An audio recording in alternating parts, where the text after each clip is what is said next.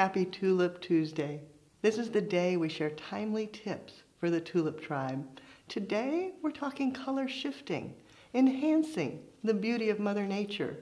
The hydrangea is so popular for weddings, comes in a variety of colors. But is it the color that the bride is asking for? Sometimes it is, sometimes it isn't.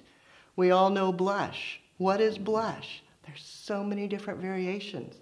Adding just a touch of pink to the ivory gives you a beautiful soft blush. What if you want lavender? Not purple, but lavender. Adding just a touch of lavender and then also enhancing it with a bit of blue gives you a lovely hue. Perfect for that periwinkle wedding. Look back to the Pantone color of the year, rose quartz and serenity.